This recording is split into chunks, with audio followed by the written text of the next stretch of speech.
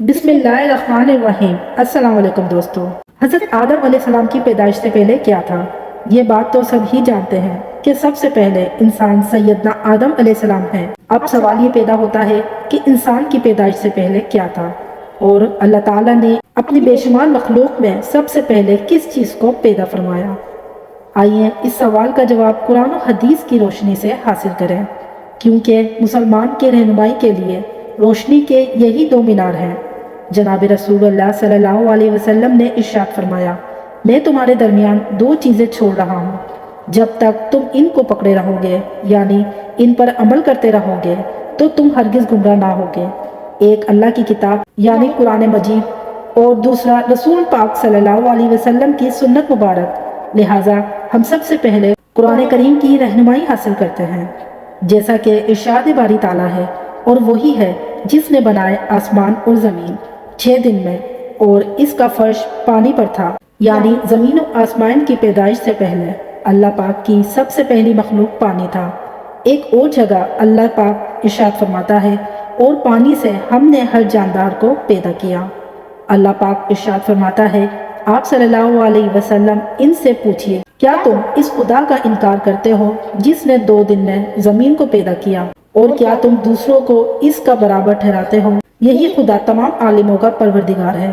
ایک اور جگہ ارشاد باری تعالیٰ ہے، اور اسی نے زمین میں زمین کے اوپر پہاڑ قائم کر دیے، اور اسی نے زمین میں برکت رکھی، اور زمین میں رہنے والوں کی غذائیں بھی اسی زمین میں مقرر کر دی۔ یہ سب کچھ 4 دن میں مکمل ہوا۔ دریافت کرنے والوں کے لیے یہ واضح بیان اور پورا ہے۔ ایک اور جگہ اللہ تعالیٰ ارشاد فرماتا ہے، پھر اللہ تعالیٰ نے آسمان کی جانب توجہ فرمائی، اور وہ اس وقت ایک دھواں سا تھا۔ صبح اور زمین سے ارشاد فرمایا، تم دونوں حاضر ہو جاؤ، خوشی سے یا دباؤ سے۔ انہوں نے عرض کیا، ہم دونوں خوشی سے حاضر ہیں۔ 2 دن میں ان کو 7 آسمان بنا دیا، اور ہر ایک آسمان میں اس کے مناسب حال حکم بھیج دیا، اور ہم نے آسمان دنیا کو چراغوں یعنی ستاروں سے آراستہ کیا، اور نیز اس آسمان کی دنیا کی حفاظت کی۔ یہ اس خدا کا مقرر کردہ نظام ہے جو کمال قوت اور کمال علم کا مالک ہے۔ زمین اور اس کے متعلق چیزیں یہ سب 4 دن میں اللہ تعالیٰ کے حکم سے مکمل ہوئی۔ 2 دن میں زمین بنائی گئی، اور 2 روز میں اس کے متعلق یعنی زمین میں قسم قسم کے درخت، میوے، پھل، غلے، حیوانات، کانے وغیرہ پیدا فرمائی۔ اور اس کے متعلق عشاء کی پیدائش کے بعد اللہ تعالیٰ نے آسمانوں کی طرف توجہ فرمائی۔ آسمان کی وجود میں آنے سے پہلے سارا خلات دھوئیں کی طرح تھا۔ اس سے پہلے اللہ تعالیٰ نے 7 آسمان بنائے، پھر آسمان و زمین کے ملاپ سے دنیا بسائی گئی۔ آسمان سے سورج کی شعاعیں آئی، گرمی پڑی، ہوائیں اٹھی، ان سے گرد اور بھاپ اوپر چڑھی، پھر پانی بن کر بارش برسی، جس کی بدولت زمین سے طرح طرح کی چیزیں پیدا ہو گئیں۔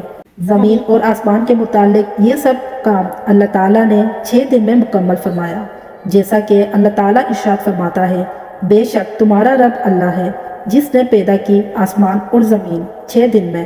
اس کے بعد اللہ تعالیٰ نے زمین پر پہاڑ قائم فرمایا۔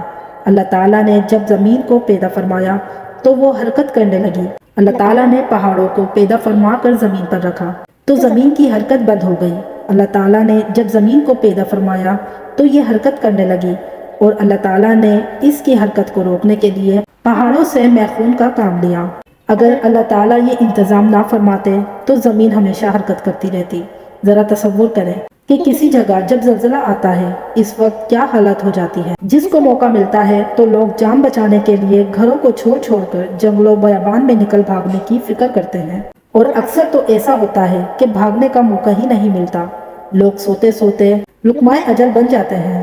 اگر اللہ تعالیٰ زمین کے حرکت روکنے کے لیے پہاڑوں کو اس پر قائم نہ فرماتے تو کیا ہوتا، اس کا تصور آپ کر سکتے ہیں۔ یمن کے کچھ لوگ رسول صلی اللہ علیہ وسلم کی خدمت میں علم دین سمجھنے کے لیے حاضر ہوئے۔ ان لوگوں نے آپ صلی اللہ علیہ وسلم سے دریافت کیا کہ اس عالم کی ابتدا کیسے ہوئی۔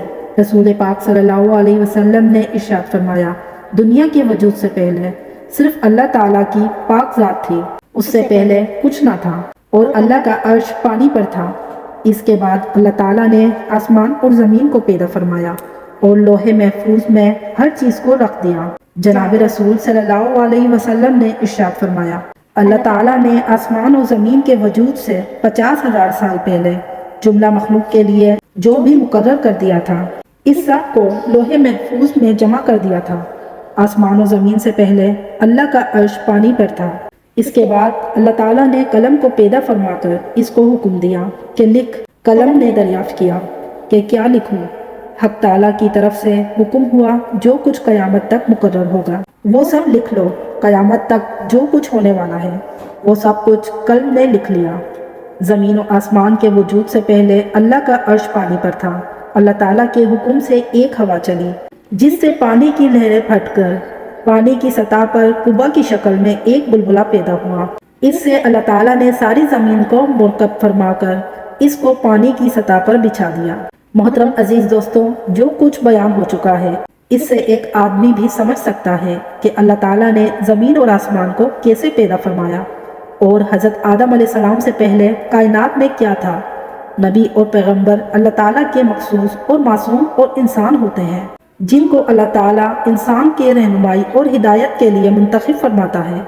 جو گناہوں میں معصوم ہوتے ہیں، اللہ تعالیٰ کے احکام بندوں تک بالا کامی بیشی پہنچاتے ہیں، کسی حکم کو چھپاتے نہیں۔ سب سے پہلے نبی حضرت آدم علیہ السلام ہیں اور سب سے آخری نبی جناب محمد رسول صلی اللہ علیہ وسلم ہے۔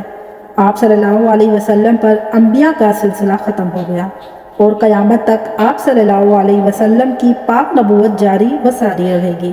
دنیا میں اللہ تعالیٰ نے بہت سے نبی اور رسولوں کو لوگوں کے رہنمائی کے لیے بھیجا، جن کی صحیح تعداد اللہ تعالیٰ کو ہی معلوم ہے۔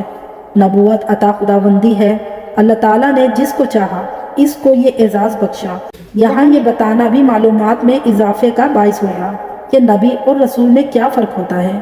نبی اور رسول میں تھوڑا سا فرق ہے، وہ یہ کہ رسول اس پیغمبر کو کہتے ہیں جس کو نئی شریعت اور نئی کتاب دی گئی ہو، جیسے حضور نبی کریم صلی اللہ علیہ وسلم، حضرت موسیٰ علیہ السلام، حضرت عیسیٰ علیہ السلام، حضرت داؤد علیہ السلام، اور نبی ہر پیغمبر کو کہتے ہیں، خواہ ان کو نئی شریعت اور نئی کتاب دی گئی ہو یا پھر نہ دی گئی ہو۔ محترم عزیز دوستو، امید کرتی ہوں کہ ویڈیو آپ دوستوں کو پسند آئی ہوگی۔